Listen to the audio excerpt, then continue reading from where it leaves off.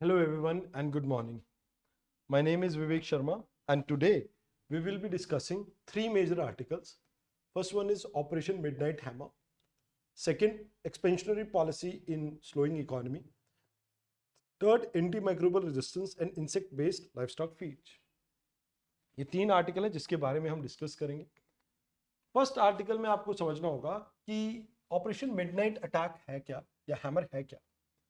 तो वो ये कि ईरान की न्यूक्लियर साइट के ऊपर 3 एरियाज पे यूएस ने अटैक किया और इस ऑपरेशन को यूएस ने नाम दिया ऑपरेशन मिडनाइट हैमर. तो यूपीएससी डायरेक्टली आपको इसके बारे में पूछ सकता है.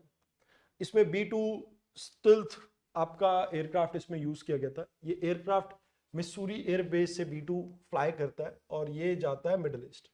वैसे लोग उम्मीद लगा रहे थे कि शायद हो सकता है कुवैत से यहाँ से फ्लाई करे, बहरीन से फ्लाई करे या यूएई से फ्लाई कर सकता है, जिबूती से फ्लाई कर सकता है.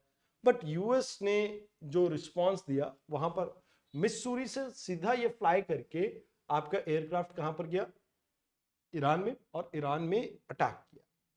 अब अटैक कहां कहां किया? 3 एरियाज है, फुर्दो, नंतास एंड इस्फान इस्फहान. ये 3 एरियाज हैं. अब अटैक के बाद ईरान का रिएक्शन क्या है? ईरान स्ट्रेट ऑफ हार्मोज को क्लोज करने की बात कर रहा है और उनकी पार्लियामेंट ने इस चीज को अप्रूवल भी दिया. लगभग 600 से ज्यादा लोगों की यहां पर डेथ हुई है. इसराइल और इसराइल और यूएस दोनों ही ये कह रहे थे कि यहां पे वेपन ग्रेड आपकी यूरेनियम को बनाने की कोशिश कर रहा है ईरान. ईरान इस चीज को नकारता है. बट अब बात यह है कि इस पूरे ऑपरेशन का मिडिल ईस्ट पे असर क्या पड़ेगा. मिडिल ईस्ट में टेंशन बढ़ेगी एंड कहीं ना कहीं फुल स्केल वॉर के चांसेस रहेंगे, पोटेंशियल रहेंगे. ऑयल और गैसेस के प्राइसेस इंक्रीज हो सकते हैं.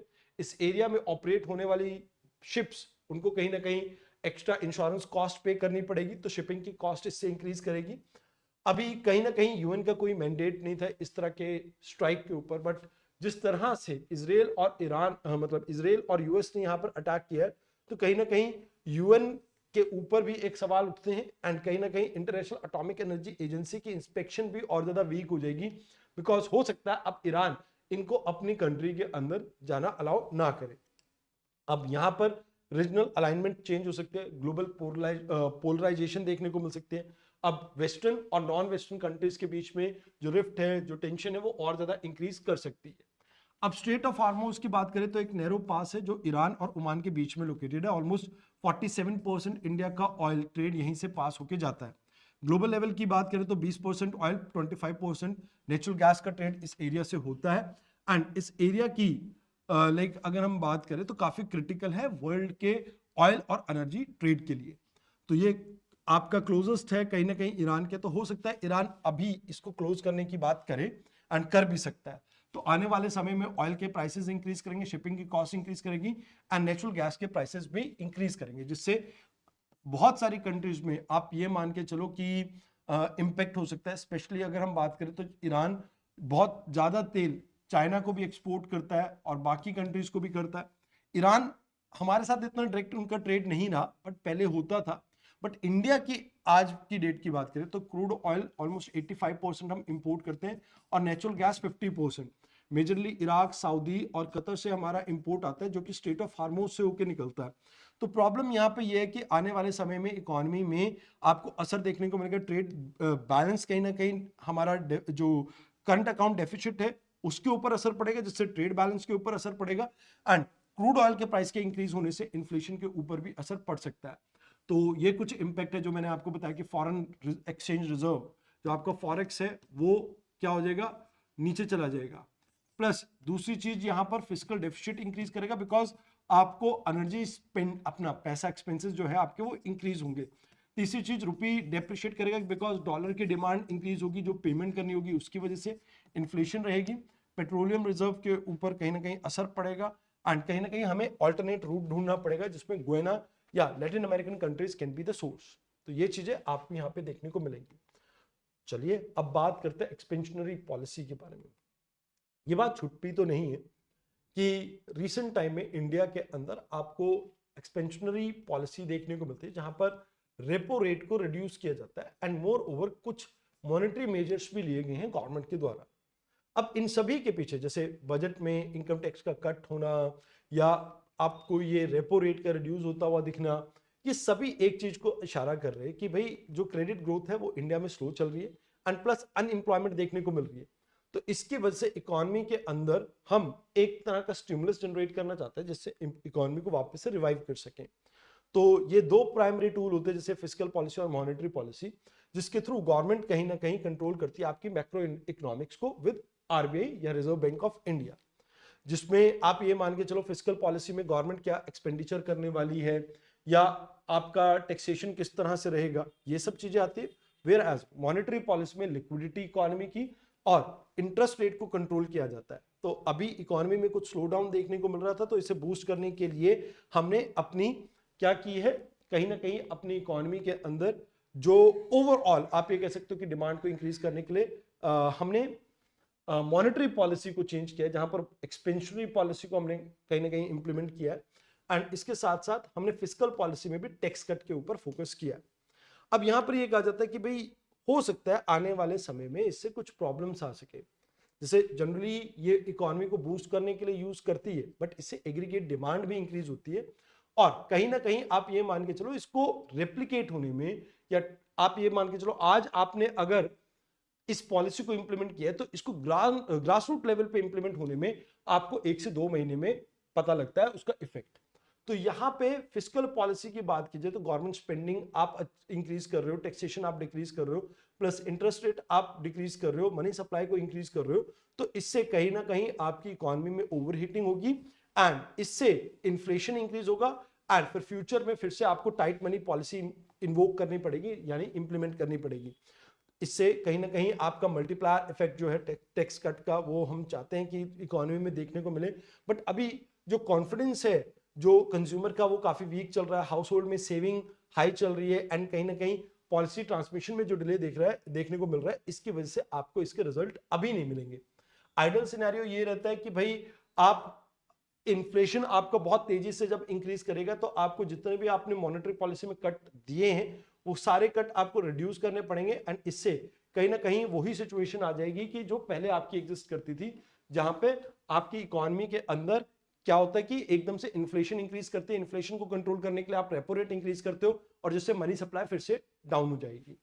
तो कहते हैं डिले इन कंजम्पशन क्यों देखने को मिल रहा है, कहते जरूरी नहीं है कि अगर आप पॉलिसी कोई आज बना रहे हो उसका रिएक्शन आज ही देखने को मिले, हो सकता है लोगों की तरफ से लो स्पेंडिंग देखने को मिले बिकॉज लोग फ्यूचर को लेके बहुत ज्यादा प्रैग्मेटिक नहीं है, तो वो फ्यूचर इनकम के ऊपर ज्यादा फोकस कर रहे हैं और परमानेंट इनकम हाइपोथेसिस में इसी बात को कहा जाता है कि भाई बिहेवियर ऐसा रहता है ह्यूमन का जब भी क्राइसिस की सिचुएशन देखने को मिले, जैसे job insecurity, geopolitical tension, inflation की अनसर्टेनिटी, तो उस केस में आपको यह देखने को मिलेगा कि इमीडिएटली आप अपना खर्चा इंक्रीज नहीं करते हो, आप कोशिश करते हो कि आप अपनी खर्चे को कंट्रोल करें ताकि फ्यूचर के लिए सेविंग कर सके।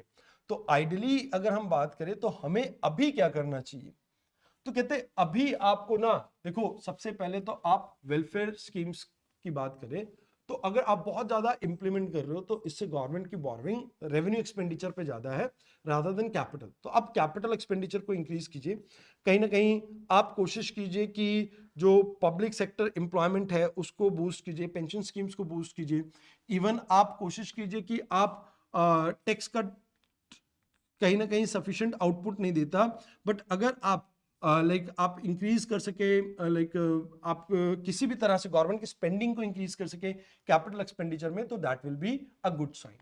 तो ये चीजें आपको करनी है। तो वे फॉरवर्ड वही कि इकोनॉमिक स्टेबिलिटी को प्रमोट करना है बट इसमें आपको फिस्कल और मॉनेटरी टूल को बहुत बेटर सिंक्रोनाइज वे में यूज करना होगा, पॉलिसी कोऑर्डिनेशन चाहिए आपको, फिस्कल स्टेबिलिटी के साथ इन्फ्लेशन को भी कंट्रोल करने की जरूरत है। आप कोशिश करो आपका फिस्कल जो डेफिसिट है वो ज्यादा एक्सपैंड ना करे एंड कैपिटल एक्सपेंडिचर के ज्यादा ऊपर आपको फोकस करना चाहिए रादर देन रेवेन्यू एक्सपेंडिचर। तो ये चीजें यहां पर आ जाती है। आइए अब बात करते हैं अगले आर्टिकल की, last article of the day. इस आर्टिकल में we will be talking about concern about anti microbial resistance. देखो जब आपके जो एंटीबायोटिक्स हैं उसके अगेंस्ट कोई माइक्रो ऑर्गेनिज्म रेजिस्टेंस बिल्ड कर ले, मतलब उससे वो मरे ना, जैसे आप कॉकरोच के ऊपर स्प्रे करते हो ना, तो कॉकरोच स्प्रे से मरे ना, तो उस केस में आप ये कह सकते हो कि कॉकरोच ने उस स्प्रे के अगेंस्ट रेजिस्टेंस बिल्ड कर ली। तो ऐसा ही कुछ रहता है एंटी माइक्रोबियल रेजिस्टेंस में, जहां पर आप ये कह सकते हो कि आज की डेट में कहीं ना कहीं लाइफ स्टॉक जो प्रैक्टिसेस है इसमें बहुत ज्यादा नेगेटिव इंपैक्ट इसका पड़ सकता है। तो अभी recently Indian council of agriculture research और कुछ प्राइवेट फर्म्स ने मिलके इंसेक्ट बेस्ड एनिमल फीड को कहीं ना कहीं हाईलाइट किया है कि इसको तरफ हमें ट्रांजिट करना चाहिए। तो यहां पर आपको क्या देखने को मिलता है, ये सस्टेनेबल है, कॉस्ट इफेक्टिव है एंड न्यूट्रिएंट रिच है। अब कहा जाता है कि भाई life stock anti microbial resistance in दोनों को आप समझिए। तो कहते हैं ट्रेडिशनली लाइफ स्टॉक सिस्टम जो है वो कंट्रीब्यूट करता था ग्रीन हाउस गैस के अंदर, कहीं ना कहीं ओवर लैंड यूज देखने को मिलता था, वाटर यूज देखने को मिलता था एंड रैम्पेंट मतलब बहुत फ्रीक्वेंटली इनमें एंटीबायोटिक रेजिस्टेंस भी देखने को मिलता था कि एंटीबायोटिक का यूज करते तो रेजिस्टेंस भी बिल्ट हो जाता था। अब एनिमल हस्बेंड्री अगर हम बात करें 50% एंटीबायोटिक के यूज के लिए जानी जाती है। अप्रोक्सीमेटली आप ये मान के चलो 2 लाख टन के आसपास इसमें आप एंटीबायोटिक को यूज कर रहे हो। तो इससे प्रोडक्टिविटी तो इंक्रीज करती है बट लॉन्ग टर्म में आपके लिए चैलेंजेस इंक्रीज हो जाते हैं। सबसे पहली बात तो ये हो जाती है कि कंटैमिनेशन के चांसेस है, ह्यूमन हेल्थ के ऊपर नेगेटिव इंपैक्ट रहते हैं इसके। ऑलमोस्ट हर साल 7 लाख से ज्यादा लोगों की इसकी वजह से डेथ हो जाती है एंड यहाँ पर आप बैक्टीरियल रेजिस्टेंस डेवलप होने की वजह से आने वाले समय में उसकी इफेक्टिविटी कम हो जाती है एंड डिजीज से रिलेटेड डेथ के जो चांसेस होते हैं वो इंक्रीज हो जाते हैं।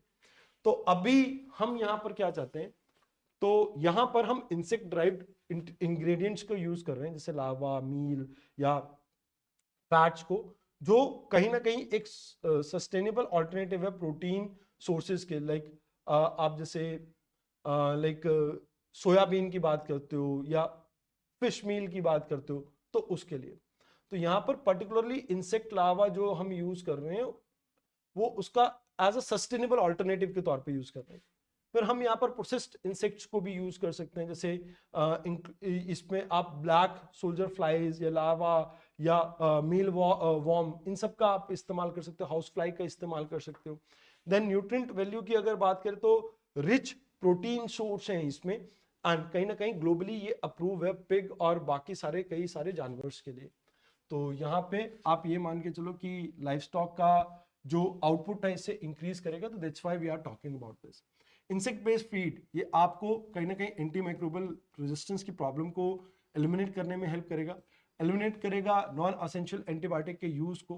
कहीं ना कहीं ये इंपैक्ट करते हैं आपके लाइफ स्टॉक को भी, उसमें इम्यूनिटी को भी इंपैक्ट करते हैं जिससे लाइफ स्टॉक की डेथ भी हो सकती है। तो यहाँ पर आप क्या कर रहे हो, उसकी जगह पे एक सेफ ऑल्टरनेटिव यूज कर रहे हो। इंसेक्ट की मील में वो चिटिन होते हैं, चिटिन आपका बायोएक्टिव फाइबर है, कहीं ना कहीं एक तरह का प्रोबायोटिक है और इससे गट हेल्थ इंप्रूव होगी, डाइजेस्टिव हेल्थ इंप्रूव होगी और एनिमल ज्यादा रेजिलिएंट बनेंगे डिजीज के।